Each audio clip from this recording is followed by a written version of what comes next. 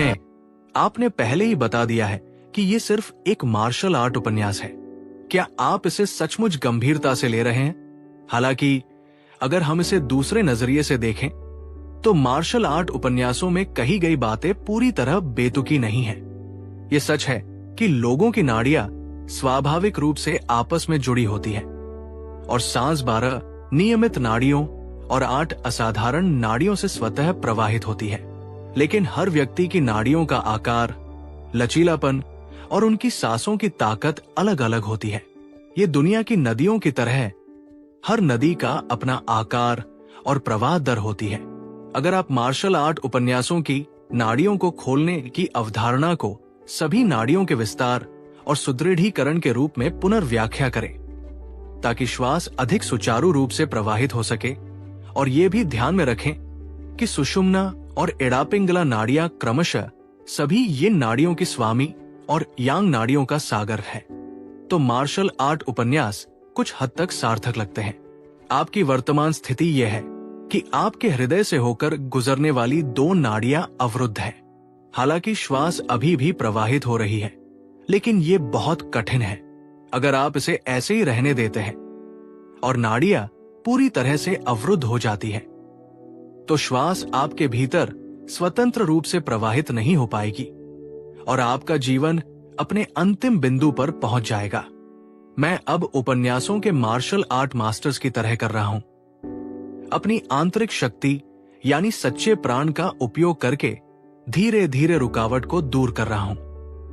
चूंकि मेरा सच्चा प्राण बहुत शक्तिशाली है और ये आपके शरीर के बाहर से प्रवेश कर रहा है, इसलिए अगर आप शांत मन से रहें तो आपको इसे महसूस कर पाना चाहिए। जब आप इसे महसूस करें तो आपके विचारों को उस अनुभूति का अनुसरण करना चाहिए और आपको अपने मन को भटकने नहीं देना चाहिए। हालांकि सांस सामान्यतः अपने आप चलती रहती है क्योंकि आपका मस्तिष्क इसे महसूस नहीं कर सकता। एक बार जब आप इसकी उपस्थिति महसूस कर लेते हैं तो आप इसे निर्देशित कर सकते हैं। इसलिए आपको इसे मेरी गतिविधियों के साथ तालमेल बिठाना होगा और मेरा विरोध नहीं करना होगा। इसे अच्छी तरह याद रखना, वरना हम दोनों को नुकसान होगा। तो ऐसा ही है, मुझे समझ आ गया है, चिंता मत करो, मैं तुम्हारा साथ दूंगा।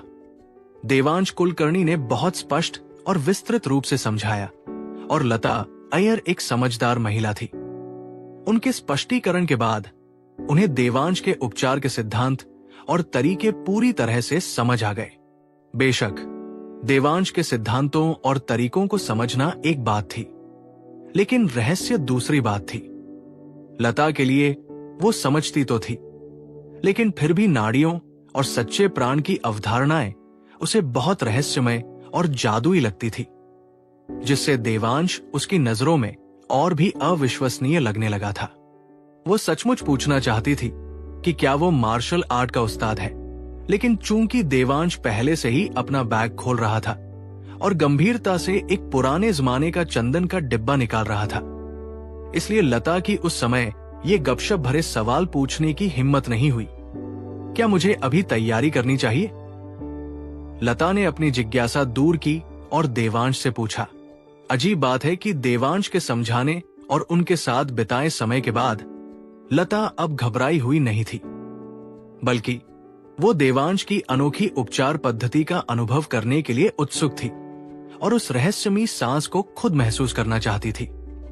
हाँ, देवांश ने शांत लेकिन एकाग्र स्वर में उत्तर दिया। लता एक तरफ हट गई और कंधों पर एक मुलायम शॉल ओढ़े वापस लौटी। उसके बाल अभी भी जल्दी से धोने के बाद गीले थे। वो बिस्तर के किनारे चुपचाप बैठी थी। उसकी मुद्रा शालीन लेकिन संयमित थी। उसकी आंखों में विश्वास और प्रत्याशा दोनों झलक रहे थे। ये पहली बार था जब देवांश इतने अंतरंग माहौल में किसी महिला के इतने करीब था। लता के वर्षों के अनुशासित स्वास्थ्य ने उसे एक दीप्तिमान उपस्थिति प्रदान की थी और 27 साल की उम्र में वो एक शांत, शक्ति और शान के साथ प्रस्तुत थी, जो बहुत ही मार्मिक थी। देवांश की निगाहें एक पल के लिए ठहर गई, इच्छा से नहीं बल्कि विस्मय से, तब तक जब तक लता ने उसकी झिझक को भांपकर धीरे से पूछा, क्या मैं अब लेट जाऊं? हाँ हाँ प्लीज, देवांश ने अपने विचारों से बाहर आते हुए कहा। उसकी आवाज में गंभीरता थी। कोई बात नहीं, लता ने उसकी बेचैनी को भांपते हुए गर्मजोशी से कहा। तुम मेरी मदद करने आए हो, मुझे तुम पर भरोसा है। उसके शब्दों ने देवांश के दिल में कुछ शांत कर दिया। उसने सिर हिलाया, फिर उसके पास बैठ गया। उसका ध्यान पूरी तरह से उपचार प्रक्रिया पर केंद्रित हो गया। लता बिस्तर पर लेट गई। अपनी शाल को शालीनता बनाए रखने के लिए सावधानी से ठीक किया। कमरे की कोमल गुलाबी आभा ने उस पल में एक हल्की गर्माहट भर दी। लेकिन देवांश की आंखें अब साफ और स्थिर थी। उसका मन आगे के काम में पूरी तरह डूबा हुआ था। उसकी निगाहों की उस स्पष्टता ने लता को ऐसा महसूस कराया जैसे वो सतह से परे उसकी सांसों की लय तक देख सकता है। ये सुनकर उसके रोंगटे खड़े हो गए, बेचैनी से नहीं, बल्कि बिना किसी आलोचना के देखे जाने के अजीब सुकून से। तब उसे एहसास हुआ कि देवांश उन सभी पुरुषों से अलग था जिनसे वो अब तक मिली थी। बोर्डरूम और व्यावसायिक सौदों में इतने सालों तक काम करने के दौरान उसने कभी किसी ऐसे व्यक्ति का सामना नहीं किया था जो इतना युवा होने के बावजूद इतना शांत, इतना सम्मानजनक और इतना शांत, इतना शक्तिशाली हो। चूंकि अभी मेरी क्षमताएं सीमित है, इसलिए मैं सिर्फ एक्यूप्रेशर से तुम्हारी नाड़ियों को पूरी तरह साफ नहीं कर पाऊंगा। इसलिए बाद में मुझे ऊर्जा को सीधे निर्देशित करने के लिए अपने हाथों का इस्तेमाल करना होगा। तुम्हें मानसिक रूप से तैयार रहना होगा। देवांश ने गंभीरता से कहा। कोई बात नहीं, तुम ही उपचारक हो, तुम्हें जो जरूरी लगे करो, मुझे तुम पर भरोसा है, लता ने जवाब दिया। उसके शब्दों से देवांश को विनम्रता का एहसास हुआ। उसने मन ही मन खुद को ध्यान केंद्रित रखने की याद दिलाई। फिर धीरे से अपने हाथ उसकी बाह और कंधे पर ऊर्जा बिंदुओं के पास रख दिए। लता की सबसे बड़ी समस्या हृदय नाड़ी और एक अन्य नाड़ी में थी। पहला वाला तो आसानी से सहा जा सकता था क्योंकि वो बाह के साथ साथ चलता था, और सबसे संवेदनशील हिस्सा कंधे के ठीक नीचे था। हालांकि दूसरी नाड़ी पर पहला बिंदु छाती के पास था, जिससे देवांश शांत सम्मान के साथ रुक गया। लता को भी एक पल के लिए कमजोरी का एहसास हुआ। उसने पहले कभी किसी को इतना करीब नहीं आने दिया था, खासकर किसी इतने कम उम्र के व्यक्ति को नहीं। लेकिन उसने खुद को याद दिलाया, ये उपचार था, प्रकटीकरण नहीं। और देवांश की आंखों में दिखी ईमानदारी ने उसे आश्वस्त किया। जब देवांश के हाथों ने ऊर्जा का मार्गदर्शन करना शुरू किया तो लता को एक हल्की गर्माहट महसूस हुई, मानो हवा का एक प्रवाह उसके शरीर के अंदर दोनों नाड़ियों के स्थानों पर धीरे धीरे बह रहा हो, ठीक वैसे ही जैसे देवांश ने बताया था। उसे उसके निर्देश याद आ गए और उसने अपने विचारों को उसी प्रवाह में चलने दिया। जैसे ही उसका मन उसके साथ जुड़ गया, वो अनुभूति और भी प्रबल और भी स्पष्ट हो गई। उस पल लता बाकी सब कुछ भूल गई। वो न तो कोई कॉरपोरेट नेता थी, न ही कोई मरीज। वो बस एक इंसान थी, ठीक हो रही थी, देखी जा रही थी, देखभाल की जा रही थी। और देवांश, हालांकि अभी भी केवल 16 वर्ष का था, पर उसमें किसी बहुत बड़े व्यक्ति की उपस्थिति थी जिसने जीवन और सांस के रहस्यों को छुआ था। पता ही नहीं चला कि कितना समय बीत गया था जब लता अय्यर को एहसास हुआ कि ऊर्जा का वो कोमल प्रवाह मंद पड़ गया है। चौंक कर उन्होंने आंखें खोली और देवांश कुलकर्णी की ओर मुड़ी तो देखा कि उनका चेहरा पीला पड़ गया था। उनके कपड़े पसीने से भीगे हुए थे और वो मुश्किल से ही ठीक से खड़े थे। ये दृश्य देखकर उनका दिल दुख गया। उनकी आंखों में आंसू भर आए और वो सब कुछ भूलकर दौड़कर उनके पास पहुंची। क्या तुम ठीक हो? उन्होंने चिंता से कांपती आवाज में पूछा।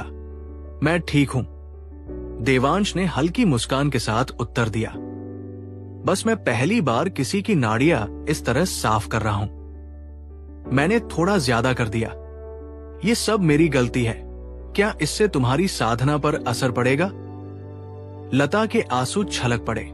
अपने माता पिता के निधन के बाद से उन्हें इस तरह की शुद्ध निस्वार्थ देखभाल का एहसास नहीं हुआ था। और अब एक ऐसे व्यक्ति से जिस पर उनका कोई कर्ज नहीं था, जिसे न तो उनकी दौलत चाहिए थी और न ही उनकी सुंदरता, उन्हें ये फिर से महसूस हुआ। लगता है सिस्टर अय्यर अभी भी मार्शल आर्ट की कहानियों की दीवानी है। देवांश ने धीरे से हंसते हुए कहा, ये इतना नाटकीय नहीं है। मुझे बस थोड़ा आराम करने का समय चाहिए। मुझे थोड़ा आराम करने दो। मालगुडी जिले वापस जाने से पहले मुझे अभी भी कुछ काम निपटाने हैं, वरना मेरे टीचर मुझे खूब खरी खोटी सुनाएंगे। हालांकि वो हल्के से बोल रहा था, लता समझ गई कि वो कितना थका हुआ था। उसने चुपचाप अपने आंसू पोंछे, खुद को संभालने के लिए एक तरफ हटी और कपड़े पहन लिए। तभी उसे एहसास हुआ कि उसका शरीर कितना हल्का महसूस हो रहा है, खासकर उसकी छाती में सालों से चली आ रही जकड़न और हल्का दर्द लगभग गायब हो गया था। उसे अब तक इस बदलाव का एहसास भी नहीं हुआ था। उसके अंदर खुशी और कृतज्ञता उमड़ पड़ी। वो देवांश की ओर मुड़ी, जो अभी भी आंखें बंद करके ध्यान में बैठा था। जाने के बजाय वो उसके बगल में लेट गई, अपनी ठुड्डी अपने हाथों पर टिकाकर उसे शांत प्रशंसा से देखती रही। देखते ही उसके दिल में कुछ हलचल हुई। उसके गाल लाल हो गए, आंखें नम हो गई और फिर अचानक उसकी निगाहें दृढ़ हो गई, मानो उसने कोई निर्णय ले लिया हो। देवांश ने सचमुच बहुत ज्यादा मेहनत कर ली थी। उसकी अपनी नाड़ियां लगभग क्षीण हो चुकी थी। लगभग 1 घंटे तक सांसों को नियंत्रित करने के बाद उसने आखिरकार अपनी आंखें खोली। हालांकि उसकी ऊर्जा पूरी तरह से बहाल नहीं हुई थी, फिर भी उसने चलने फिरने लायक ताकत हासिल कर ली थी। मार्शल आर्ट के उपन्यासों में अक्सर 10 साल की साधना या 60 साल की शक्ति जैसे वाक्यांशों का अतिशयोक्तिपूर्ण प्रयोग होता है, लेकिन उनमें सच्चाई का एक दाना होता था। आज के जमाने में जहां प्रकृति की आध्यात्मिक ऊर्जा कम है, देवांश को पूरी तरह से स्वस्थ होने में 1-2 महीने लग जाएंगे। फिर भी पिछली साधना से बनी नींव बनी रही। सच्चे प्राण ने समय के साथ अंगों को पोषित किया, शरीर को मजबूत बनाया। इसलिए भले ही ऊर्जा अस्थायी रूप से कम हो गई हो, लेकिन मूल बरकरार रहा। ठीक वैसे ही जैसे आराम के बाद शारीरिक शक्ति वापस आ जाती है। जब देवांश ने आंखें खोली और देखा कि लता उसके बगल में लेटी हुई है और उसे चुपचाप देख रही है, तो वो आश्चर्य से उछल पड़ा। माफ करना बहन अय्यर, मैं शायद आपके बिस्तर पर ध्यान करते हुए सो गई थी। क्या कह रही हो? लता ने शरारत भरी नजरों से जवाब दिया, तुमने मेरे लिए खुद को थका दिया। मुझे ही तुम्हारा शुक्रिया अदा करना चाहिए। वो खुद को बहन कहने लगी थी। एक ऐसा छोटा सा बदलाव जिस पर देवांश ने ध्यान नहीं दिया। उसके लिए ये बिल्कुल वैसा ही था जैसे स्कूल में उसका सीनियर दीदी कहलाने पर जोर देता था। लेकिन लता, जो एक प्रतिष्ठित और स्वतंत्र महिला थी, के लिए इस शब्द में एक अलग ही गर्मजोशी थी। तुम पसीने से भीगी हुई थी और बहुत थकी हुई लग रही थी। थोड़ी देर और आराम करो। मैं तुम्हारे लिए गर्म पानी का स्नान तैयार करती हूं। इससे तुम्हें आराम मिलेगा, लता ने धीमे स्वर में कहा। उसकी आंखें थोड़ी देर के लिए भावनाओं से धुंधली हो गई। फिर वो फिर से मुस्कुराई। नहीं, कोई जरूरत नहीं। अब जब तुम्हारी नाड़ियां साफ हो गई हैं, तो मुझे जाना चाहिए, देवांश ने घबराकर जवाब दिया। उसने उसे एक कमजोर हालत में देखा था और हालांकि उसने शालीनता से व्यवहार किया था, फिर भी उसे और देर तक वहां रुकने में असहजता महसूस हो रही थी। तुम इतनी जल्दी क्यों जा रहे हो? दोपहर होने वाली है। तुम पूरी सुबह काम कर रहे हो। क्या तुम नहाने और दोपहर के भोजन के लिए रुक नहीं सकते? और तो और, तुम्हारी तो ऐसी महक आ रही है जैसे मैराथन दौड़कर आए हो। लता ने उसका हाथ पकड़कर उसे रोकने की कोशिश की। देवांश शर्मा गया। लेकिन मेरे पास कपड़े बदलने के लिए कुछ नहीं है। मैं नीचे जाकर तुम्हारे लिए एक शर्ट खरीदूंगी। कोई बड़ी बात नहीं है, अब बैठ जाओ और ढंग से काम करो, वरना मैं बहुत गुस्सा हो जाऊंगी। लता ने उसे फिर से शरारती नजरों से देखते हुए कहा। जवाब का इंतजार किए बिना उसने उसे धीरे से बिस्तर पर वापस धकेल दिया और बाथरूम की ओर मुड़ गई। उसके बाल पीछे की ओर लहरा रहे थे। ये वर्षों में उसका सबसे कोमल और भावपूर्ण पक्ष था। अपने माता पिता को खोने के बाद से उसने दुनिया से दूरी बनाए रखी थी, लेकिन आज देवांश के सामने वो खुली, गर्मजोशी से भरी और चुपचाप चमक रही थी। उन्हें देखकर कोई भी यही सोचता कि वे पहले से ही प्यार में हैं, अगर ये तथ्य न होता कि देवांश सिर्फ 16 साल का था। लता अय्यर में चिड़चिड़ाहट के लक्षण देखकर, और इसलिए भी कि देवांश कुलकर्णी खुद अपने पसीने की बदबू बर्दाश्त नहीं कर पा रहे थे, उन्होंने मना करना बंद कर दिया। हालांकि जैसे ही उन्होंने मुलायम गुलाबी गद्दे को छुआ, उन्हें अपनी हालत याद आ गई और वे झट से उठ खड़े हुए उनके पास पहुंचकर बोले, बहन लता, मुझे खुद करने दो। क्यों? तुम्हें मेरी मदद करने की इजाजत है, लेकिन मैं तुम्हारी मदद नहीं कर सकती। वैसे भी तुम एक लड़के हो, तो नहाने की तैयारी जैसे काम तो मुझे ही करने दो। लता ने देवांश की तरफ देखा और उसे धीरे से डांटा। ठीक है। लता के सौम्य दृढ़ निश्चय को देखते हुए देवांश के पास पीछे हटने के अलावा कोई चारा नहीं था और वो आज्ञाकारी ढंग से बेडरूम से बाहर निकलकर लिविंग रूम में इंतजार करने लगा। उस समय देवांश अभी छोटा था और उसे सामाजिक अनुभव की कमी थी। उसे ये एहसास ही नहीं था कि शहर में करीबी दोस्त भी मास्टर बाथरूम का इस्तेमाल कम ही करते हैं। इसे एक निजी जगह माना जाता था और एक युवती का एक किशोर लड़के को ये जगह देना, खुद नहाना तो दूर, सामान्य बात नहीं थी। शुक्र है कि देवांश ने इसे ज्यादा नहीं समझा। अगर कोई और होता तो शायद उसकी मंशा गलत समझ लेता, लेकिन पहाड़ों में पले बढ़े और सरल स्वभाव वाले देवांश ने ऐसा नहीं सोचा था। गर्म पानी चालू करने के बाद लता ने अपनी अलमारी में से एक नहाने का तौलिया, एक नया टूथब्रश और अपना एक साफ बाथरोब निकाला, ये सोचकर कि देवांश जल्द ही इसे पहन लेगा। उसके गाल थोड़े लाल हो गए, लेकिन फिर भी उसने सब कुछ बड़े करीने से मोड़कर बाथरूम में रख दिया। जब टब लगभग भर गया तो उसने पानी का तापमान जांचा, उसे ठीक पाया और देवांश को बुलाने के लिए बाहर चली गई। पानी तैयार है, अच्छी तरह गर्म पानी से नहा लो। मैंने एक तौलिया, एक टूथब्रश और एक रोब रख दिया है। तौलिया और टूथब्रश नए हैं, रोब मेरा है पर साफ है। अभी इसी से काम चला लो। मैं नीचे जाकर तुम्हारे लिए ग्राउंड फ्लोर पर रीबॉक स्टोर से एक नया सेट ला दूंगा, शर्ट, शॉर्ट्स, सब कुछ। नहाने के बाद बस रोब पहन लेना। ये पसीने से भीगे कपड़े वापस मत पहनना। अब तक देवांश समझ गया था कि अगर वो लता के साथ औपचारिक व्यवहार करने की कोशिश करेगा तो वो फिर से उसे घूरेगी। इसलिए उसने सिर हिलाया और बिना किसी विरोध के बाथरूम में चला गया। उसे ऐसा करते देख लता शांत संतुष्टि से मुस्कुराई और कमरे से बाहर चली गई। उसका बाथरूम उसके बेडरूम की तरह गर्म और सोच समझकर सजाया गया था, जिसमें हल्के रंग और सुंदर बारीकियां थी जो एक महिला के स्पर्श को दर्शाती थी। तभी देवांश को एहसास हुआ कि उसे शायद इतनी निजी जगह में नहाना नहीं चाहिए, लेकिन चूंकि सब कुछ पहले से ही तैयार था, इसलिए अब योजना बदलना बेकार होगा। उसने अपने दांत ब्रश किए। रात भर ट्रेन में सफर करने के बाद से उसे ऐसा करने का मौका नहीं मिला था। फिर बाथटब में कदम रखा। जैसे ही उसने खुद को डुबोया, सुबह की थकान मानो गायब हो गई। उसके शरीर का हर रोम छिद्र शिथिल हो गया और उसने लगभग राहत की सांस ली। शहर के लोग सचमुच जीना जानते हैं।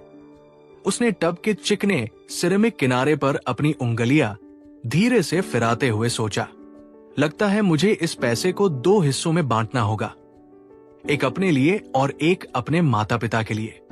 उन्होंने जिंदगी भर कड़ी मेहनत की है, उन्हें भी जिंदगी का आनंद लेने का हक है। उसके ख्याल अपने परिवार की ओर चले गए। उसने शुरू में पैसे को राज रखने की सोची थी, लेकिन अब उसे लग रहा था कि ये उसके लिए ठीक नहीं होगा। अगर वो समझदारी से काम लेगा तो उसे यकीन था कि उसके माता पिता समझ जाएंगे। थोड़ी देर पानी में भीगने के बाद पानी ठंडा होने लगा। देवांश ने नलों को एडजस्ट करना सीखा और अच्छी तरह नहाया। उसने अपने कपड़े सुखाए और बाथरोब पहन लिया। 1.7 मीटर लंबा होने के कारण उसकी लंबाई लता जितनी ही थी, इसलिए बाथरोब उस पर काफी फिट आ रहा था। उसमें से एक हल्की भीनी भीनी खुशबू आ रही थी। ये एहसास होने पर कि ये कभी उसकी थी, वो एक पल के लिए रुका, फिर जल्दी से उस विचार को भुलाकर खुद को संभाला। जैसे ही वो बाथरूम से बाहर निकला, लता वापस आ गई। उसे अपने गाउन में देखकर उसके गाल थोड़े लाल हो गए, लेकिन वो जल्दी से संभली और बोली, तुम बाल सुखाए बिना बाहर क्यों आ गए? कोई बात नहीं, मेरे बाल छोटे हैं, ये अपने आप सूख जाएंगे। देवांश ने मुस्कुराते हुए जवाब दिया, छोटे बालों का इससे क्या लेना देना? मौसम ठंडा हो रहा है, अगर तुम्हें सर्दी लग गई तो? नहीं, वापस अंदर जाओ, मैं तुम्हारे लिए सुखा दूंगी। उसने अपने खरीदे हुए नए कपड़े बिस्तर पर रख दिए और उसे धीरे से बाथरूम में धकेल दिया। मुझे सर्दी नहीं लगेगी। देवांश थोड़ा चिढ़कर हंसा, मैं एक साधक हूं, याद है? अगर मुझे इससे सर्दी लग गई तो मेरी सारी ट्रेनिंग मजाक बन जाएगी। ये कोई बहाना नहीं है, चुपचाप खड़े रहो। लता ने जिद करते हुए वॉश बेसिन के नीचे का दराज खोला और हेयर ड्रायर निकाला। ठीक है, मैं खुद कर लूंगा। देवांश ने हार मानते हुए हाथ ऊपर उठाते हुए कहा, मैं तुम्हारी मदद करूंगी। उसने फिर कहा, इस बार और भी धीरे से। कोई चारा न होने पर देवांश शीशे के सामने खड़ा हो गया और लता ने हेयर ड्रायर चालू कर दिया। वो पास खड़ी थी, उसका हाथ धीरे से उसके बालों में फिर रहा था। उसकी आंखें एकाग्र और देखभाल से भरी थी। शीशे में वो उसका प्रतिबिंब देख सकता था, लंबा, सुंदर, उसका भाव शांत और दयालु। एक पल के लिए उसके सीने में कुछ हलचल हुई, एक शांत भावना की धड़कन जिसे वो ठीक से नाम नहीं दे सका। उसने तुरंत खुद को याद दिलाया कि ध्यान केंद्रित रखे, अपने विचारों को भटकने न दे। लेकिन उस पल जैसे ही गर्म हवा उसके बालों में बही और उसकी उंगलियां धीरे से चली, उनके बीच कुछ अनकहा सा गुजरा। एक समझ, एक जुड़ाव, कोमल और अनायास। बाल सुखाने के बाद देवांश कुलकर्णी ने धीरे से शुक्रिया कहा और तेजी से बाथरूम से बाहर निकल गया, मानो भाग रहा हो। अब कोई मदद नहीं थी। बाथरूम छोटा था और उसकी हर सांस में एक हल्की सुगंध आ रही थी, जिससे वो अजीब तरह से घबरा रहा था। बाहर निकलते ही देवांश ने लता अय्यर द्वारा बिस्तर पर छोड़े गए कपड़े उठाए और गेस्ट बाथरूम में कपड़े बदलने ही वाला था। उसने अभी कपड़े उठाए ही थे कि लता ने उसे रोकते हुए कहा, बदलने से पहले जरा रुको। तुम अंडरवियर सीधे नहीं पहन सकते, पहले उसे धोना होगा। ये नए और साफ है। देवांश ने सहजता से जवाब दिया, क्योंकि वो एक पहाड़ी गांव में पला बढ़ा था, जहां ऐसी चीजों को यूं ही मान लिया जाता था। तुम्हें क्या पता, अंडरवियर त्वचा के बिल्कुल पास पहना जाता है। अगर नया भी हो तो भी बिना धोए नहीं पहना जा सकता। लता ने उसके हाथों से कपड़े लेते हुए और पुरुषों के अंडरवियर निकालते हुए कहा, सच में कोई बड़ी बात नहीं है, वरना मैं। देवांश हक्का बक्का रह गया। अगर अंडरवियर धोना जरूरी था तो वो क्या करे? वो बिना कुछ पहने पैंट तो पहन ही नहीं सकता था। बस बाथरोब पहने रहो, मैं इसे जल्दी से धोकर सुखा दूंगी। लता ने उसकी उलझन देखकर कहा। उसके गाल थोड़े लाल हो गए, लेकिन उसका स्वर संयमित रहा। ठीक है, मैं खुद कर लेता हूं। देवांश ने उसे और परेशान न करते हुए कहा। उसने कपड़े वापस लेने के लिए हाथ बढ़ाया। बस मेरे साथ इतना औपचारिक होने की जरूरत नहीं है। वैसे कपड़े धोना और साफ करना तो औरतों का काम है। लता ने शरारत से उसे दूर धकेलते हुए कहा। लेकिन ये मेरे कपड़े हैं, क्या तुम्हें इन्हें धोना अजीब नहीं लग रहा? देवांश हकलाया। उसका चेहरा लाल हो गया। अरे छोड़ो भी, तुम अभी बच्चे हो, तुम्हें क्या पता खास होना चाहिए? लता ने उसे चिढ़ाते हुए कहा। बहन लता, मैं 16 साल का हो गया हूं, मैं कोई बच्चा नहीं हूं। देवांश ने थोड़ा नाराज होकर जवाब दिया। लता उसके अचानक मुखर होने से हैरान होकर रुकी, फिर धीरे से मुस्कुराई। तुम किस बात पर मुस्कुरा रही हो? मेरे पास मेरा आईडी कार्ड वगैरह सब कुछ है, देवांश ने उसकी हंसी से घबराकर कहा। लता आगे बढ़ी, उसे प्यार से गले लगाया और उसके माथे पर हल्का सा चुंबन दिया। बेवकूफ, वो मेरी गलती थी, तू तो बिल्कुल बच्चा नहीं है। अब खुश है? देवांश इस भाव से स्तब्ध होकर जम गया। उसे पता ही नहीं चला कि उसने कब उसे छोड़ा और कब कपड़े लेकर बाथरूम में चली गई। काफी देर बाद उसने अपने माथे पर उस जगह को छुआ जहां उसने उसे चूमा था। फिर अपने बाथरूम में वापस लिविंग रूम में चला गया और सोफे पर बैठ गया, विचारों में खोया हुआ। उसके पूरे जीवन में बचपन में उसकी मां के स्नेह के अलावा किसी लड़की ने उसे इस तरह गले नहीं लगाया था या चूमा नहीं था। किशोर अवस्था में पहुंचने के बाद उसकी मां ने भी ऐसे इशारे बंद कर दिए थे, लेकिन आज लता ने ऐसा ही किया था। उसके कोमल शब्द उसके कानों में गूंज रहे थे। उसके दिल में कुछ गहरा और अपरिचित सा उभार दे रहे थे। ये एक ऐसा एहसास था जिसे वो बयां नहीं कर सकता था। गर्म, मधुर और अजीब तरह से चुंबकीय। मास्टर बेडरूम से हेयर ड्रायर की आवाज सुनकर ही उसके विचार वर्तमान में लौट आए। देवांश, तुम तो सिर्फ 16 साल के छात्र हो, ज्यादा मत सोचो, उसने खुद को संभालने की कोशिश करते हुए कहा। जल्द ही लता बेडरूम से बाहर निकली।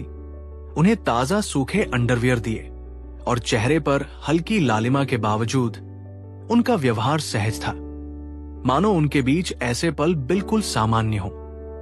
धन्यवाद बहन लता, देवांश ने कपड़े लेते हुए और कपड़े बदलने के लिए गेस्ट बाथरूम की ओर जाते हुए कहा। उस समय लीनिंग स्पोर्ट्सवियर अभी भी स्टाइलिश और प्रीमियम माना जाता था, खासकर मालगुडी जैसे छोटे से जिले के किसी व्यक्ति के लिए। देवांश के लिए ये आसानी से एक उत्सव के परिधान के रूप में चल सकता था। उसका चेहरा वाकई आकर्षक था, ऊंची नाक और चमकदार आंखें। उसका शरीर दुबला-पतला लेकिन एथलेटिक था, जिससे वो जीवंत और ऊर्जावान दिखता था, किताबी लड़कों जैसा कमजोर नहीं। शहर के लोग उसे सिर्फ उसकी रंगत से ही नीची नजरों से देखते थे। खेती बाड़ी में सालों तक अपने माता पिता की मदद करने की वजह से उसका रंग सांवला हो गया था। उस जमाने में स्वस्थ तन की ज्यादा कद्र नहीं की जाती थी। काली त्वचा को अक्सर कड़ी मेहनत से जोड़कर देखा जाता था। ये धारणा सिर्फ भारत तक ही सीमित नहीं थी। फिलीपींस समेत कई एशियाई देशों में गोरी त्वचा को अक्सर धन की निशानी माना जाता था, जबकि गहरी त्वचा का मतलब शारीरिक श्रम होता था। कुछ लोग तो ज्यादा अमीर दिखने के लिए अपनी त्वचा को गोरा करने की बहुत कोशिश करते थे। दिलचस्प बात यह है कि इंग्लैंड जैसे पश्चिमी देशों में इसका उल्टा सच था। मजदूर वर्ग में गोरी त्वचा आम थी, जबकि अमीर लोग जो धूप वाली जगहों पर छुट्टियां मनाते थे अक्सर तन पर तन के साथ लौटते थे, जो आराम और विशेषाधिकार का प्रतीक था। लेकिन देवांश की बात करें तो उसका देहाती रूप और साधारण कपड़े अक्सर लोगों को उसे कम आंकने पर मजबूर करते थे। अब एक चटकीले लीनिंग ट्रैक सूट में वो तरोताजा और आत्मविश्वास से भरा लग रहा था। उसकी सांवली त्वचा पोशाक की साफ रेखाओं के साथ एकदम विपरीत थी, जिससे वो और भी आकर्षक लग रहा था। लता उसे बाहर निकलते देख मुस्कुराए बिना नहीं रह सकी और बोली, तुम वाकई बहुत सुंदर लग रहे हो। हैं? लता अय्यर की तारीफ सुनकर देवांश कुलकर्णी थोड़ा शर्मा गया। गिगल, तुम अपनी बहन के सामने शर्मा रहे हो? ठीक है, अब समय हो गया है, क्या मैं तुम्हें खाने पर ले चलूं? केएफसी कैसा रहेगा? विदेश में तो बस फास्ट फूड ही मिलता है, तुम्हारे शहर में तो कोई नहीं है। कुछ नया ट्राई करो। झटपट बन जाता है और इंतजार भी नहीं करना पड़ता। देवांश को घबराया हुआ देखकर लता खुद को हंसने से नहीं रोक पाई। फिर धीरे से खाने की बात पर आ गई। उन्हें डर था कि कहीं उस नौजवान को अजीब न लगे। तुम जो भी कहोगी मैं मान जाऊंगा, देवांश ने जल्दी से जवाब दिया। उसे राहत मिली कि वो उसे और चिढ़ा नहीं रही थी। खाने की बात पर उसे जरा भी ऐतराज नहीं था। तो चलो KFC चलते हैं, लता ने खुश होकर कहा। ठीक है, मैं अपने कपड़े ले लेता हूं। देवांश ने सिर हिलाया और अपने बैग की तरफ हाथ बढ़ाया ताकि वो कपड़े निकाल सके जो उसने पहले बदले थे। ये क्या ले रहे हो? अगर तुम्हें इन कपड़ों से इतना ही लगाव है तो मैं इन्हें बाद में धोकर अगली बार मिलने पर लौटा दूंगी। क्या तुमने नहीं कहा था कि मेरी हालत में अभी कुछ और सेशन की जरूरत है? लता ने उसका हाथ पकड़ा और मुस्कुराई। मैं तुम्हें इस तरह परेशान नहीं कर सकता, मैं इन्हें खुद धो लूंगा, देवांश ने जल्दी से जवाब दिया।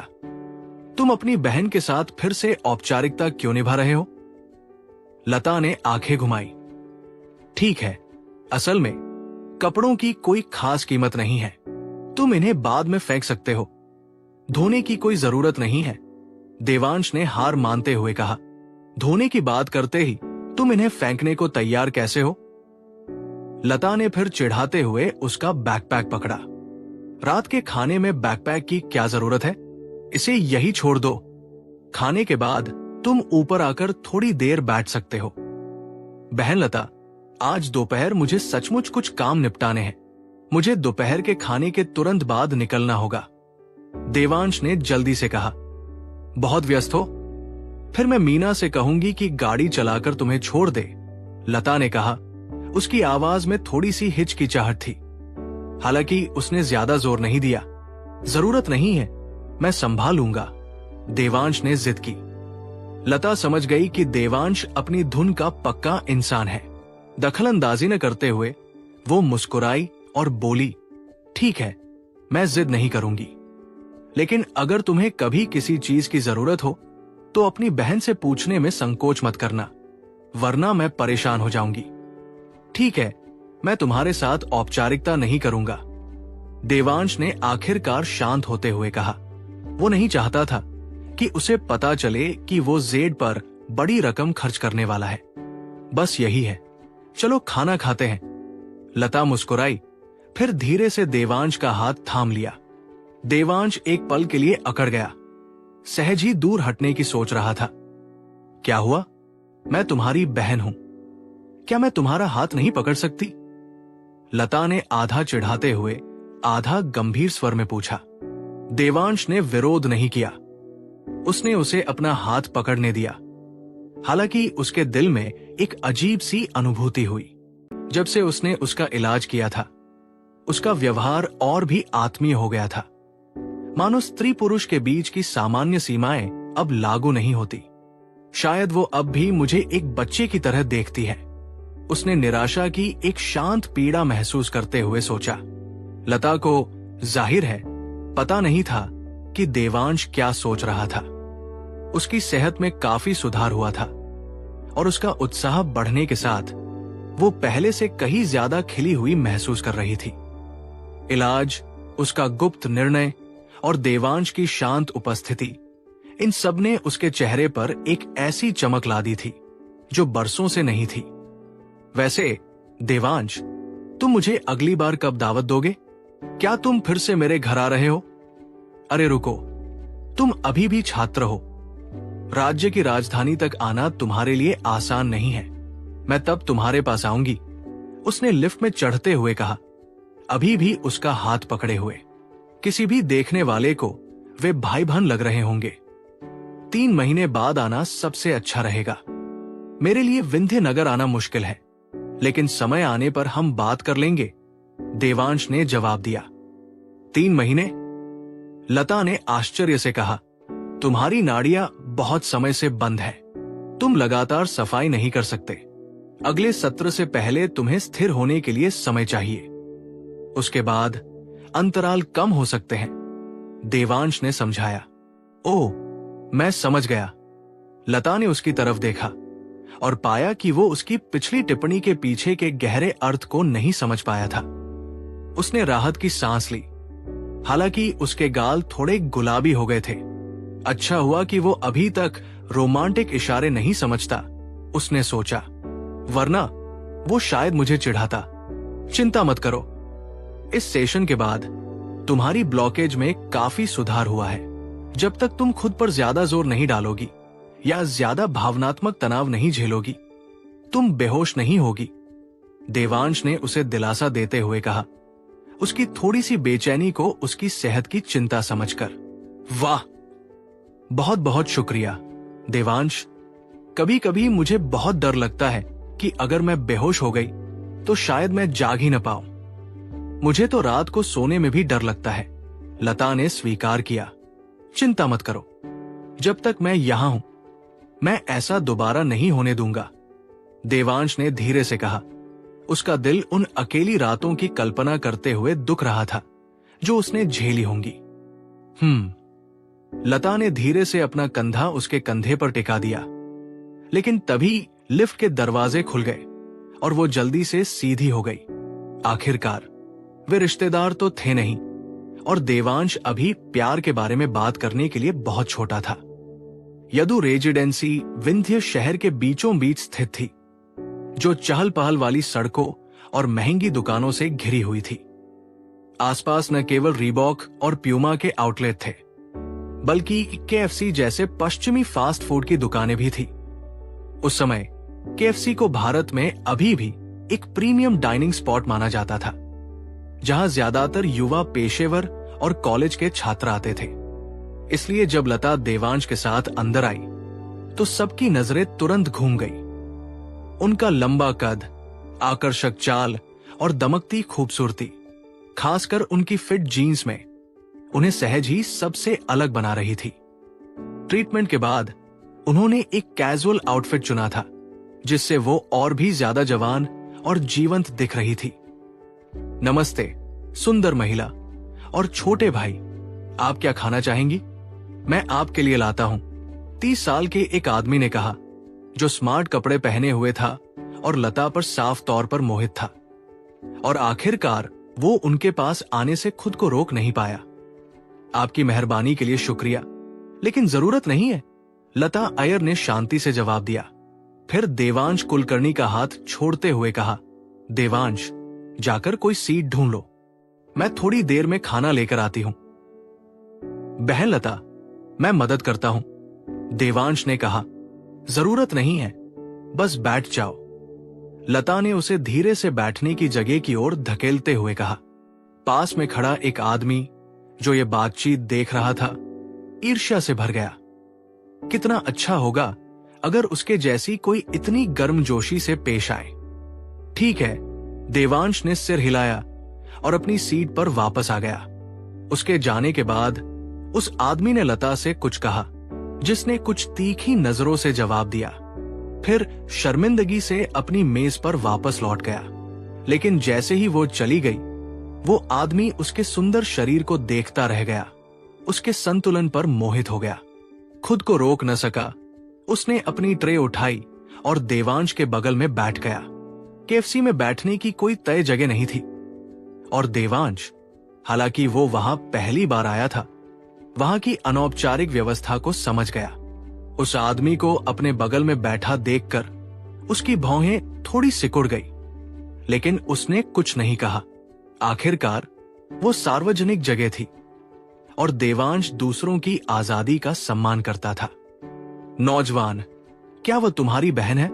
मैं उसे जानना चाहता हूं। अगर तुम मेरी मदद करोगे तो मैं तुम्हें 200 रुपए दूंगा। क्या कहते हो? उस आदमी ने फुसफुसाते हुए कहा।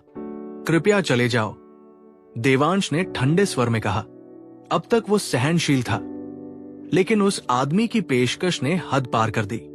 ठीक है, 500, मेरे बारे में कुछ अच्छी बातें कह दो, मैं सचमुच उससे दोस्ती करना चाहता हूं।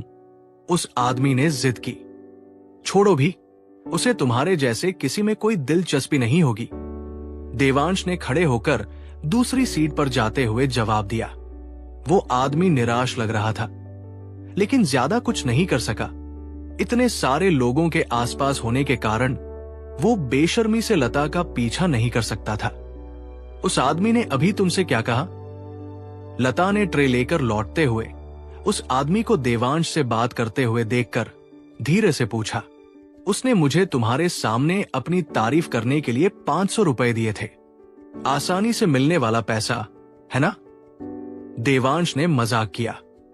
क्या तुम डांट मांग रहे हो? लता ने शरारत से हाथ उठाया। देवांश झुक गया और हंसा। मेरी हिम्मत नहीं होगी, लेकिन मुझे लगता है कि जब तुम बाहर जाते हो तो तुम्हें एक अंगरक्षक की जरूरत होती है। बहुत सारे लोग अपनी किस्मत आजमा रहे होते हैं। क्या तुम्हें डर है कि तुम्हारी बहन को कोई और ले जाएगा? लता ने आंखों में चमक लाते हुए चिढ़ाते हुए कहा। देवांश थोड़ा शर्मिंदा होकर खांसने लगा। उसे समझ नहीं आ रहा था कि क्या जवाब दे, लेकिन उसकी प्रतिक्रिया शब्दों से कहीं ज्यादा जाहिर कर रही थी। लो, फ्रेंच फ्राइज खा लो। केएफसी के फ्राइज बहुत अच्छे होते हैं। ऐसा स्वाद तुम्हें घर पर नहीं मिलेगा। लता ने एक फ्राइज को केचप में डुबोकर उसके मुंह के पास करते हुए कहा। मैं खुद बना लूंगा। देवांश ने जल्दी से हाथ बढ़ाया। अपना मुंह खोलो, लता ने जिद की। देवांश ने इधर उधर देखा, फिर शर्माते हुए मुंह खोला और फ्राइज ले ली। छी! लता जोर से हंस पड़ी। तुम बहुत शर्मीले हो। अगर ऐसे ही रहोगे तो तुम्हें गर्लफ्रेंड कैसे मिलेगी? बहन लता, मैं अभी हाई स्कूल के पहले साल में हूं। देवांश ने व्यंग्यात्मक मुस्कान के साथ जवाब दिया। सच है, तुम्हें कॉलेज तक इंतजार करना होगा। तब तक मैं बूढ़ी हो जाऊंगी। लता ने नरम आवाज में कहा। ऐसा कैसे हो सकता है? तुम इतनी खूबसूरत हो और तुम्हारी त्वचा इतनी अच्छी तरह से मेंटेन की हुई है। 50-60 साल की उम्र में भी तुम शायद 20 की ही लगोगी। देवांश ने अचानक कहा। छी! मैंने अभी कहा था कि तुम शर्मीली हो और अब मुझसे मीठी मीठी बातें कर रही हो। लता हंस पड़ी। फिर भी अगर तुम कॉलेज में भी इतनी ही प्यारी रहोगी तो मुझे तसल्ली हो जाएगी। रही बात 60 साल की उम्र में 20 की दिखने की, तो मैं इसकी उम्मीद भी नहीं कर सकती। ये बिल्कुल संभव है। आपकी प्राकृतिक संरचना उत्कृष्ट है। 4 साल पहले हुई बीमारी की वजह से ही आपके प्राणरक संचार पर असर पड़ा है। एक बार जब मैं आपको पूरी तरह से ठीक कर दूंगा तो न केवल आपकी उम्र बढ़ना बंद हो जाएगी, बल्कि आप जवान भी दिख सकते हैं। देवांश ने गंभीरता से कहा। सच में? आप मुझे अच्छा महसूस कराने के लिए तो ऐसा नहीं कह रहे हैं? लता ने आंखें चमकाते हुए पूछा।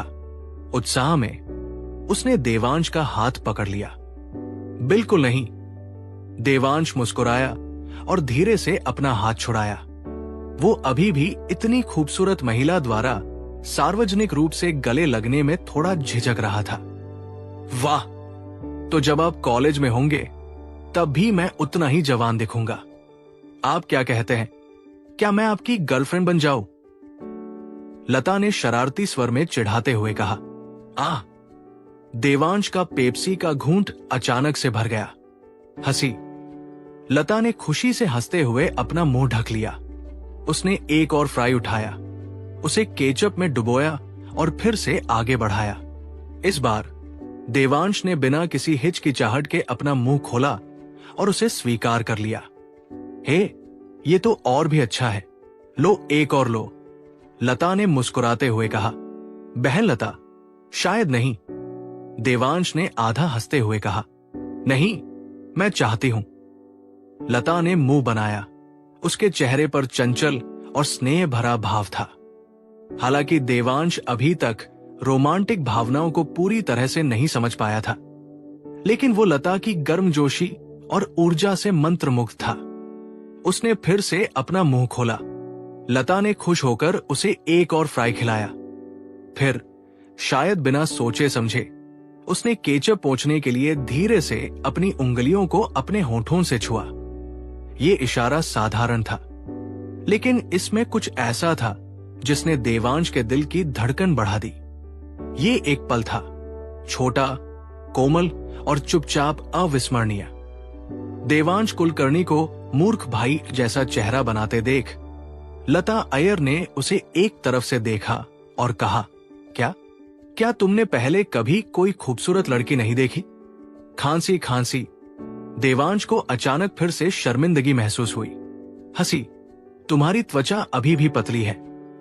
लता हंस पड़ी। उसे लड़के की शर्मीली प्रतिक्रियाएं और भी ज्यादा पसंद आने लगी। उसकी ईमानदारी बेहद प्यारी थी। ठीक है, मैं तुमसे कुछ पूछना चाहता था।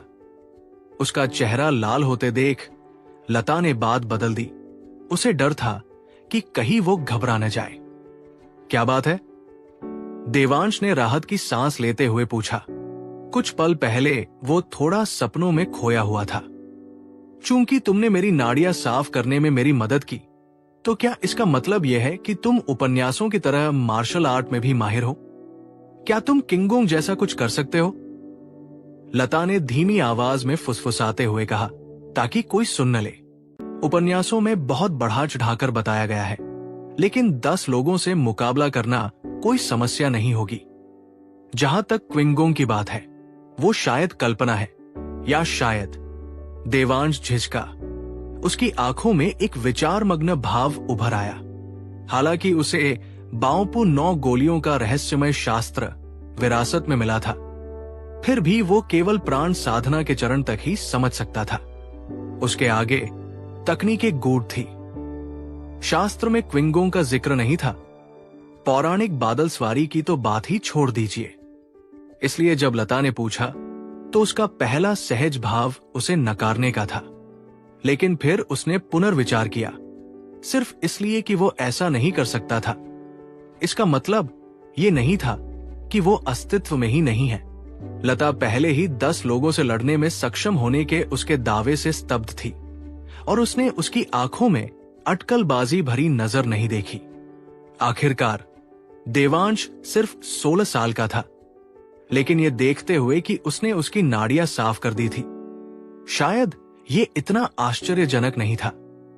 किंगोंग, मैं ऐसा नहीं कर सकता, लेकिन दुनिया में ऐसा है या नहीं, मैं सच में नहीं कह सकता।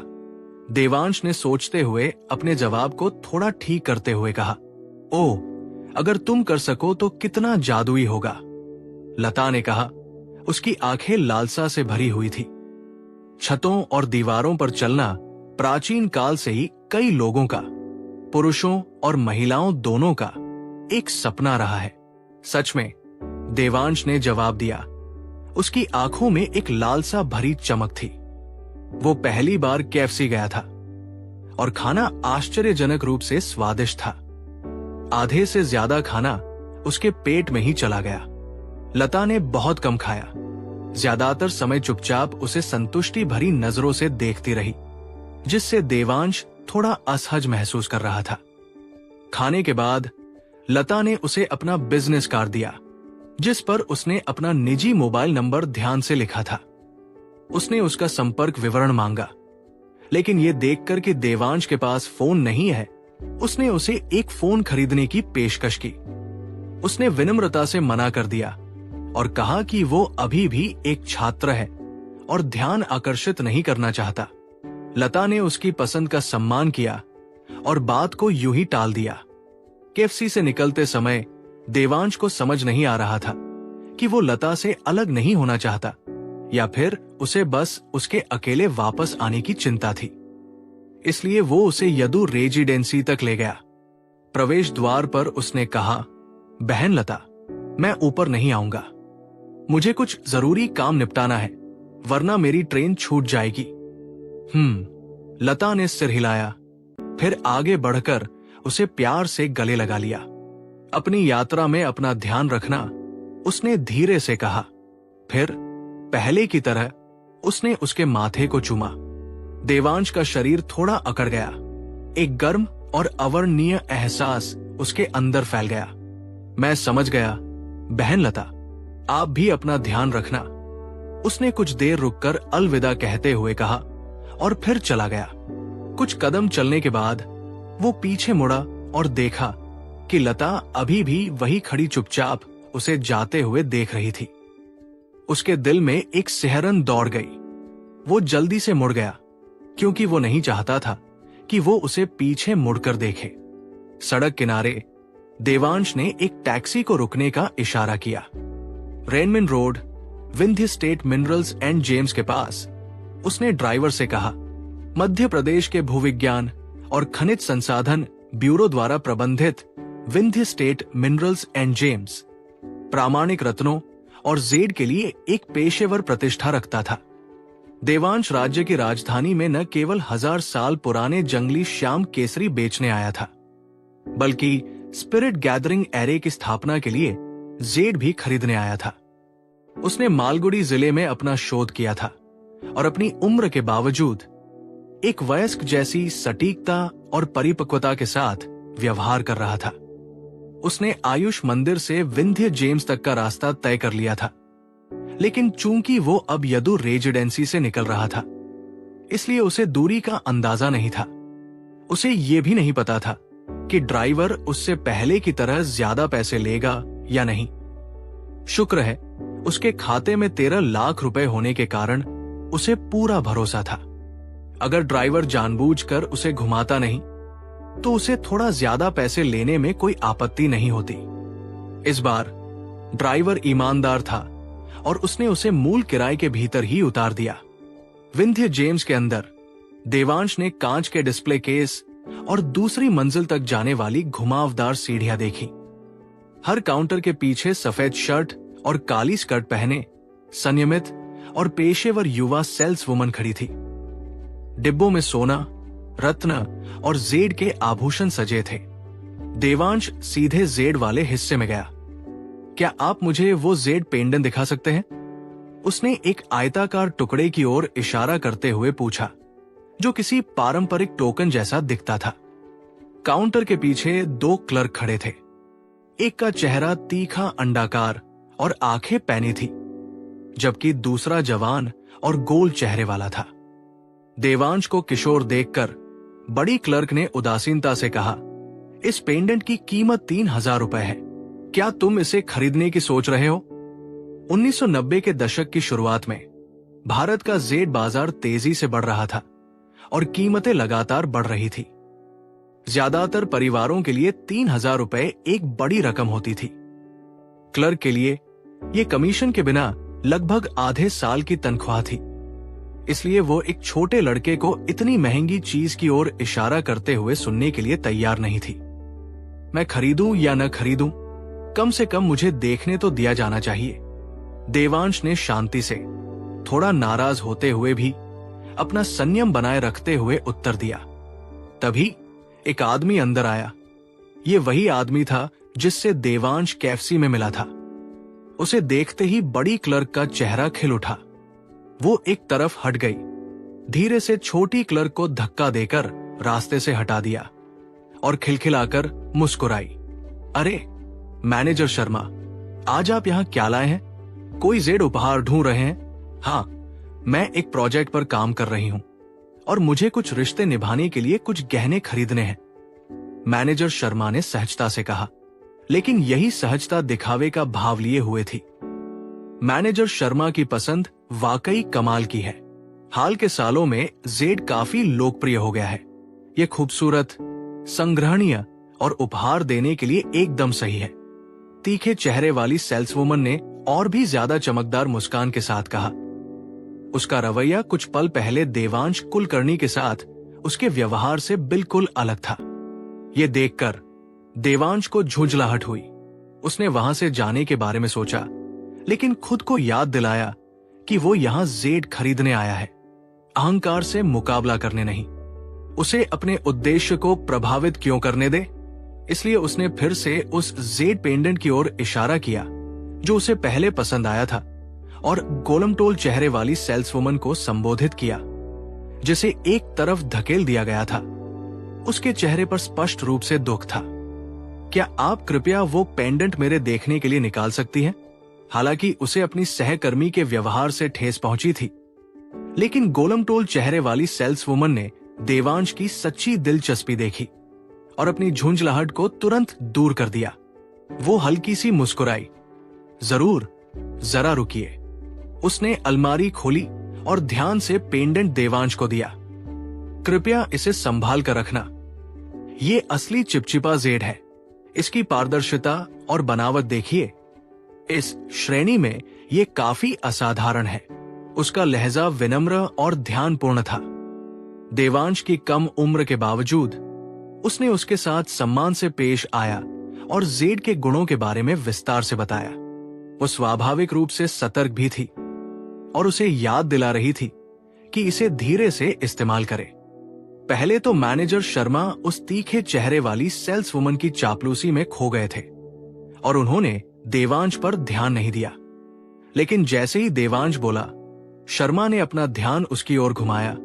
उसके चेहरे पर आश्चर्य की एक झलक दिखाई दी। फिर एक धूर्त मुस्कान आ गई। उसने देवांश के हाथ में पकड़े हुए पेंडेंट की ओर इशारा करते हुए कहा, ओह, ये बहुत अच्छा लग रहा है। इसे यहां लाकर मैं देखूं।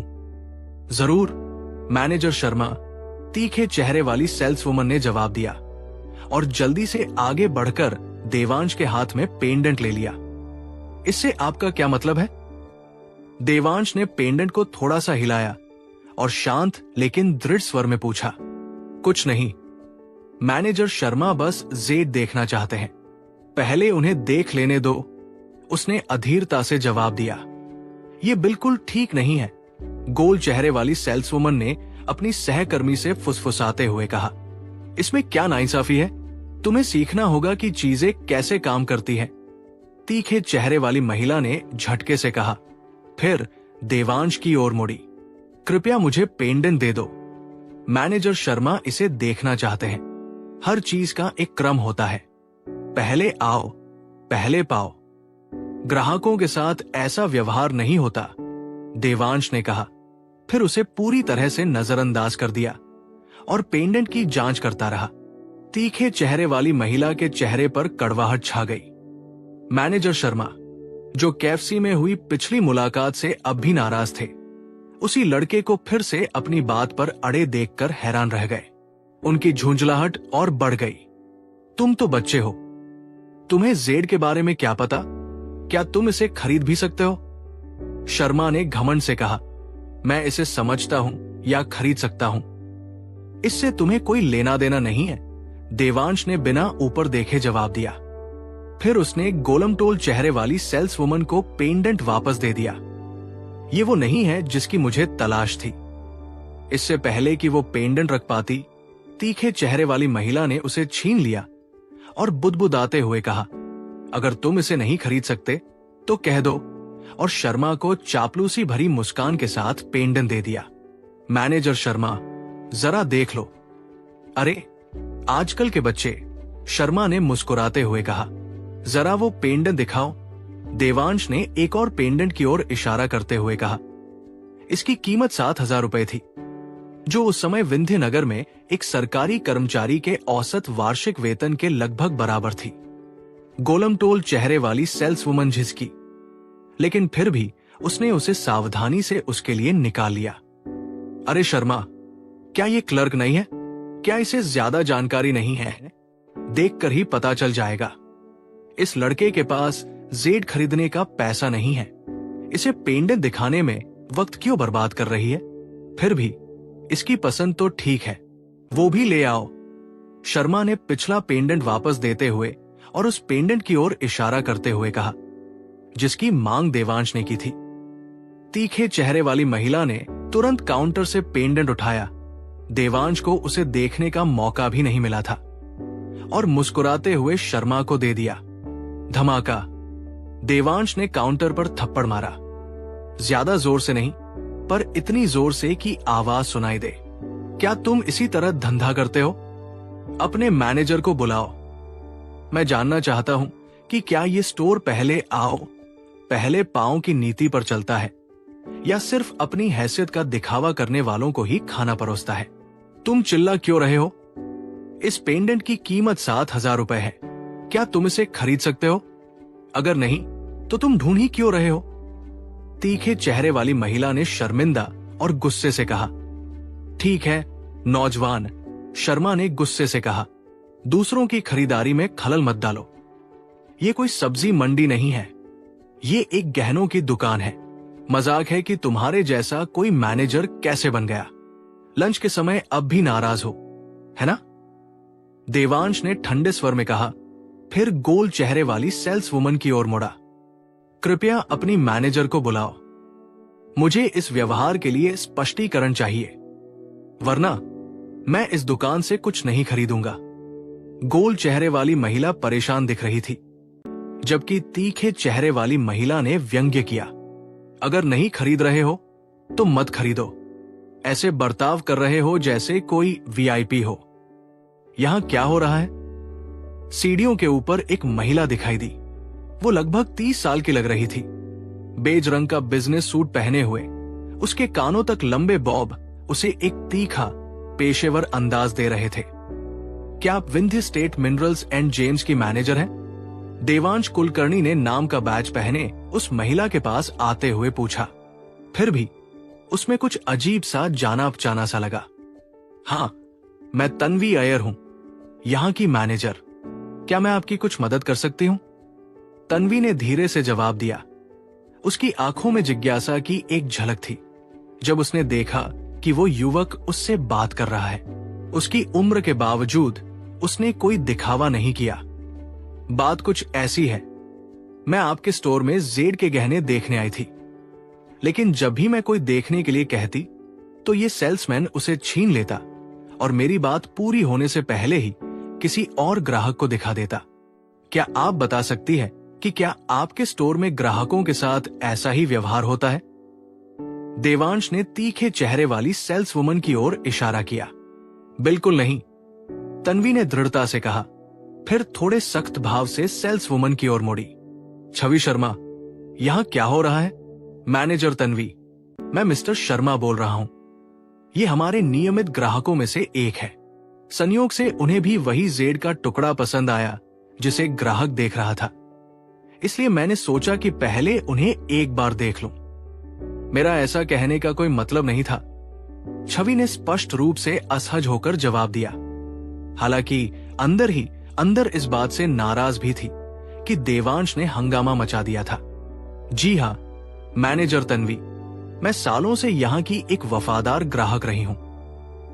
मैं साल में 3 से 5 बार आती हूं और हर बार 30,000 रुपए से 40,000 रुपए खर्च करती हूं। मिस छवि बस एक नियमित ग्राहक को प्राथमिकता दे रही थी। असल में कोई समस्या नहीं है, मिस्टर शर्मा ने आत्मसंतुष्ट स्वर में कहा, जिससे साफ जाहिर था कि उनके खर्च ने उन्हें एक किशोर से ज्यादा महत्वपूर्ण बना दिया है। ये देखते हुए कि Vindhya state minerals and James का सालाना कारोबार कुछ करोड़ रुपए का ही था, मिस्टर शर्मा के खर्च ने उन्हें एक उल्लेखनीय ग्राहक जरूर बना दिया। तन्वी एक पल के लिए झिझकी, फिर कूटनीतिक अंदाज में बोली, श्री शर्मा वाकई हमारे मूल्यवान ग्राहकों में से एक है और हम हमेशा सर्वोत्तम सेवा प्रदान करने का प्रयास करते हैं। हालांकि चूंकि इस ग्राहक ने पहले रुचि दिखाई है, इसलिए उसे पहले इसे देखने का अवसर मिलना चाहिए। मैं ये पेशकश कर सकती हूं, आज अगर आपको कोई ऐसी चीज मिलती है जो आपको पसंद आती है तो मैं 30% की छूट दूंगी। वही दर जो हम भूविज्ञान और खनिज संसाधन ब्यूरो के मध्यम स्तर के अधिकारियों को देते हैं। विंध्य राज्य खनिज एवं रत्न एक सरकारी इकाई होने के नाते शायद ही कभी छूट देती थी, लेकिन ब्यूरो के कर्मचारियों और अधिकारियों को आंतरिक विशेषाधिकारों जैसी विशेष दरें मिलती थी। तन्वी स्पष्ट रूप से दोनों पक्षों को बिना किसी को नाराज किए खुश करने की कोशिश कर रही थी। हाँ, धन्यवाद मैनेजर तन्वी, मैं आपके सिद्धांत से सहमत हूं, बिल्कुल, लेकिन ये इस पर निर्भर करता है कि ये किस पर लागू होता है। एक ऐसे लड़के के लिए जो स्पष्ट रूप से जेड नहीं खरीद सकता और महत्वपूर्ण बनना चाहता है, उसे ग्राहक की तरह व्यवहार करने की क्या जरूरत है? श्री शर्मा ने देवांश की ओर तिरस्कार से देखते हुए आत्मसंतुष्ट होकर कहा। तन्वी ने थोड़ा सा मुंह बनाया, ये महसूस करते हुए कि श्री शर्मा इस मामले को यूं ही छोड़ने को तैयार नहीं है। ग्राहक तो ग्राहक ही होता है। अगर आज वो इसे वहन नहीं कर सकता, तो क्या आप गारंटी दे सकते हैं कि कुछ सालों में वो इसे वहन नहीं कर पाएगा? अगर हम लोगों के साथ इतनी अदूरदर्शिता से पेश आएंगे तो ये दुकान ज्यादा दिन नहीं चलेगी। और किसने कहा कि मेरे दोस्त के पास ये वहन करने की क्षमता नहीं है। श्री शर्मा के पीछे से एक शांत पुरुष की आवाज आई, पिताजी, आप यहां क्या कर रहे हैं? तन्वी आश्चर्य और प्रसन्नता से मुड़ी। जिस व्यक्ति ने बात की थी वो प्रोफेसर तरुण अयंगर थे। देवांश का बचाव करते हुए किसी की बात सुनकर श्री शर्मा चिढ़कर मुड़े, लेकिन जब उन्होंने तन्वी को उस व्यक्ति को पिताजी कहते देखा तो वे ठिठक गए। उनका दिल धड़क उठा। क्या आप प्रोफेसर तरुण हैं? क्या आप मुझे जानते हैं? तरुण ने उन्हें पहचाने बिना पूछा। हाँ, आपने एक बार मेरा इलाज किया था, श्री शर्मा ने जल्दी से जवाब दिया। प्रोफेसर तरुण, हम फिर मिले। कोई आश्चर्य नहीं कि मैनेजर तन्वी जानी पहचानी लग रही थी। वो आपकी बेटी है, देवांश ने गर्मजोशी से कहा और उनसे हाथ मिलाने के लिए आगे बढ़े। देवांश की बात सुनते ही मिस्टर शर्मा और छवि दोनों के हाव भाव अचानक बदल गए। उन्हें अचानक तरुण का वह सम्मानजनक लहजा याद आ गया जो कुछ पल पहले इस्तेमाल किया था। मुझे उम्मीद नहीं थी कि आप जेड खरीदेंगे। अगर मुझे पता होता तो मैं आपके साथ आता, तरुण ने देवांश से हाथ मिलाते हुए कहा।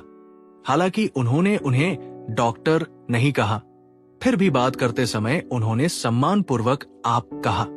बड़े और छोटे को इतनी गर्मजोशी से एक दूसरे का अभिवादन करते देख श्री शर्मा और छवि दंग रह गए। तन्वी खुद भी अवाक रह गई। वो अपने पिता को अच्छी तरह जानती थी। मध्य प्रदेश में आयुर्वेद और पारंपरिक चिकित्सा में अपनी महारत के लिए प्रसिद्ध। दिखने में भले ही विनम्र थे, लेकिन उनमें एक शांत अभिमान था और वे शायद ही कभी ऐसा सम्मान दिखाते थे, यहां तक कि बड़े अधिकारियों के प्रति भी। फिर भी वे यहां एक 16 साल की बच्ची के साथ सच्चे सम्मान से पेश आ रहे थे। मैंने कभी सोचा भी नहीं था कि आपकी बेटी जेड की दुकान चलाएगी, लेकिन अब जब मुझे पता चला है तो ये बिल्कुल सही समय है। मैं बस कीमतों को लेकर परेशान था। अब आप यहां हैं तो वो मुझे ब्यूरो के अधिकारियों जितनी ही छूट दे सकती है, देवांश ने मुस्कुराते हुए कहा। जरूर, मेरे पिता के दोस्त होने के नाते आपको सबसे अच्छी कीमत मिलेगी। आपको कौन सी चीज पसंद है? तन्वी ने मुस्कुराते हुए बातचीत को आगे बढ़ाते हुए पूछा। ये जेड की क्वालिटी, सबसे अच्छे आकार वाले। अगर आपके पास हो तो मैं 200 पीस ले लूंगा, लेकिन मुझे 30% की छूट चाहिए, वरना मैं इसे खरीद नहीं पाऊंगा। देवांश ने छवि द्वारा पहले छीना हुआ पेंडेंट उठाकर उसे दोबारा देखते हुए कहा। 200 पीस? तन्वी की आंखें चौड़ी हो गई। उसके आसपास के सभी लोग चौंक गए, सिवाय तरुण के, जो शांत रहा। इस पेंडेंट की कीमत 7,000 रुपए थी। 30% की छूट के साथ भी 200 पीस की कीमत 9.8 लाख रुपए होगी। 9.8 लाख रुपए विंध्यनगर में 7-8 अच्छे फ्लैट खरीदने के लिए काफी। और ये रहा वो नौजवान, उस नंबर को यूं ही उछाल रहा था मानो कुछ हुआ ही न हो। श्री शर्मा, जिन्होंने अभी अभी देवांश का जेड न खरीद पाने के लिए मजाक उड़ाया था, अचानक शर्मिंदगी से उनका चेहरा लाल हो गया। ये एक तमाचा था, जोरदार और साफ। छवि, तीखे चेहरे वाली सेल्सवुमन, पीली पड़ गई। उसे इतना पछतावा हुआ कि मानो उसके अंदर कांप रहा हो। 9.8 लाख रुपए, इतना कमीशन तो वो इस महीने कमा सकती थी। वो इतनी हैरान थी कि उसे ये भी याद नहीं रहा कि दुकान में 201 जैसे जेड के टुकड़े भी नहीं थे, और नहीं कोई इस तरह थोक में जेड खरीदता है। काफी देर तक सब लोग स्तब्ध होकर चुपचाप खड़े रहे। जब तक वे संभले, मैनेजर शर्मा चुपचाप वहां से खिसक लिए थे, क्योंकि वे एक किशोर के हाथों और शर्मिंदगी नहीं सहना चाहते थे। क्या मैं जान सकती हूं कि आपको कैसे संबोधित करूं? तन्वी अय्यर आखिरकार बोली। उनकी आंखें देवांश कुलकर्णी की ओर देखते हुए चमक रही थी, मानो वो चलता फिरता खजाना हो। इसमें कोई मदद नहीं थी। 9.8 लाख रुपए का आभूषण सौदा बहुत बड़ी बात थी, न सिर्फ उस समय के लिए बल्कि आज भी।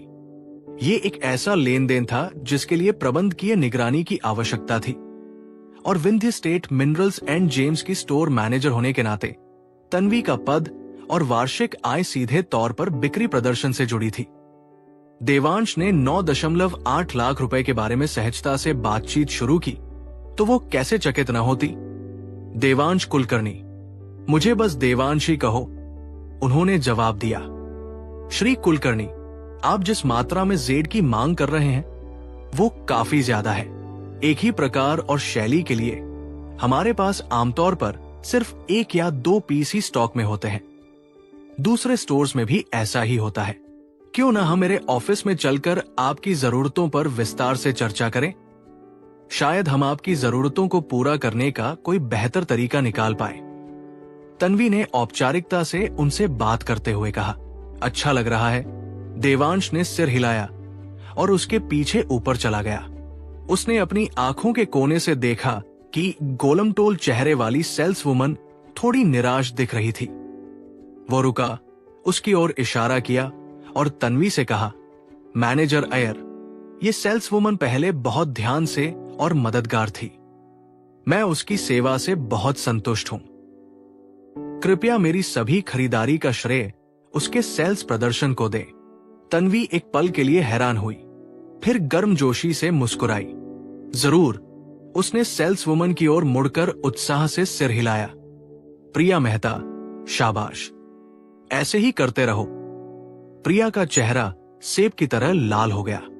उसने देवांश और तन्वी को बार बार प्रणाम किया। धन्यवाद श्री कुलकर्णी, धन्यवाद मैनेजर, मैं अपना सर्वश्रेष्ठ प्रयास करूंगी। देवांश मुस्कुराया और उसकी ओर सिर हिलाया, फिर तन्वी के पीछे ऊपर चला गया। प्रोफेसर तरुण अयंगर स्वाभाविक रूप से उनके साथ आ गए। उनके जाते ही बाकी सेल स्टाफ प्रिया के चारों ओर इकट्ठा हो गए। वाह, 9.8 लाख रुपए। प्रिया, तुम तो हमें दावत दे रही हो। हमारे स्टोर में इतना जेड भी नहीं है। आखिरी सौदा 9.8 लाख रुपए तक नहीं पहुंचेगा। प्रिया ने गाल लाल करते हुए कहा। सच है, लेकिन मिस्टर कुलकर्णी के व्यवहार को देखते हुए अगर ये 2-3 लाख भी हो तो भी आपका कमीशन बहुत बड़ा होगा। आपको हमें दावत देनी ही होगी। अगर सौदा 1 लाख रुपए से ज्यादा हुआ तो मैं तुम सबको दावत दूंगी। प्रिया ने उत्साह से चमकती आंखों से कहा। वाह, आज तो दावत मिलने वाली है। दोनों युवा सेल्स वुमन बहुत खुश थी। सिर्फ छवि शर्मा एक तरफ खड़ी थी। उनका चेहरा अफसोस से लाल हो गया था। उनका पहले वाला आत्मसंतुष्टि भाव पूरी तरह से गायब हो गया था।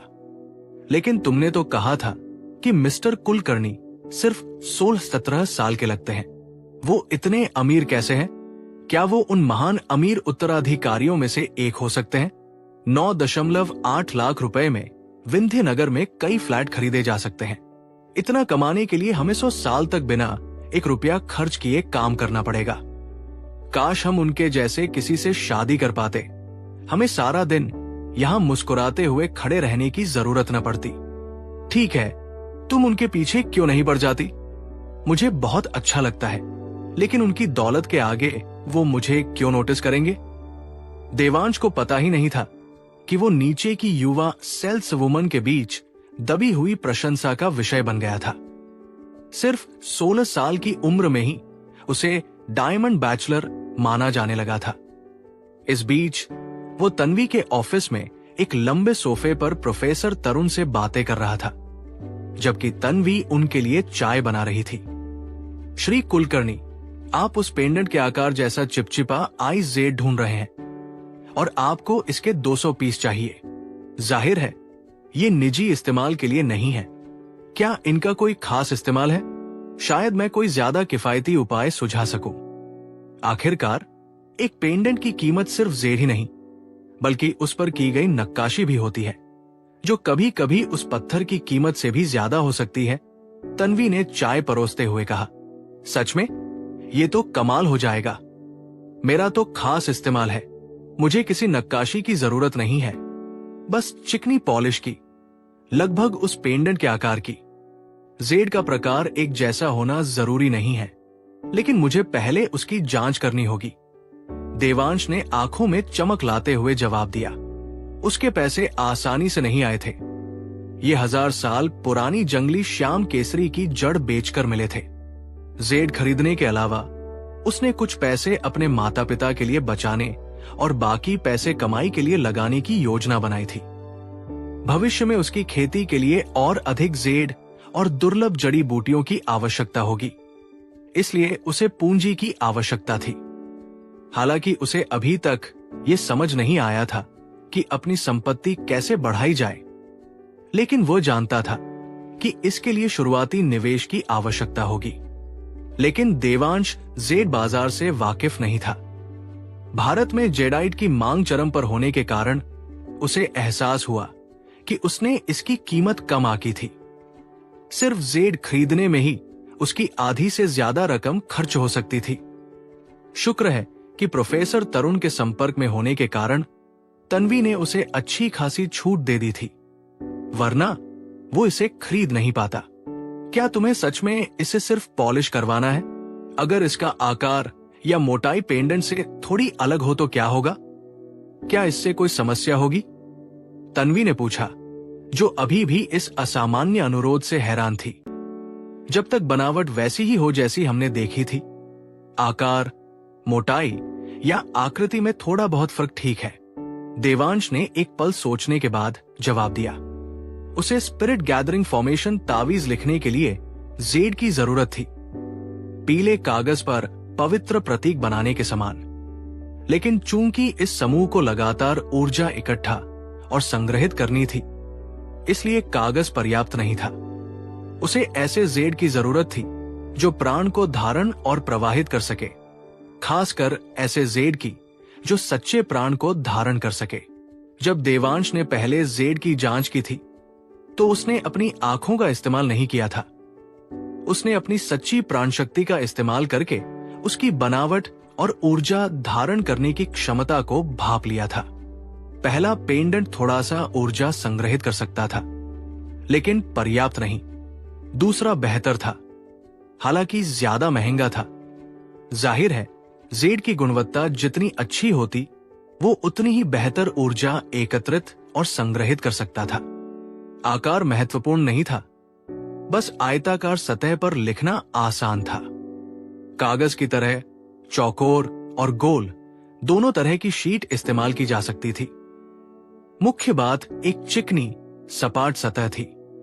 जहां तक 200 टुकड़ों की जरूरत की बात है, देवांश ने अनुमान लगाया कि कागज पर ताबीज लिखने में उसकी सफलता दर केवल 2% थी। जेड पर 1% भी आशावादी होगा। इसलिए सुरक्षित रहने के लिए उसे 200 टुकड़ों की जरूरत थी। जाहिर है, यह संभव था कि कोई भी सफल न हो, लेकिन कीमत को देखते हुए 200 ही वो अधिकतम सीमा थी जो वो वहन कर सकता था। अगर शिलालेख विफल रहे तो उसे कोई और उपाय ढूंढना होगा।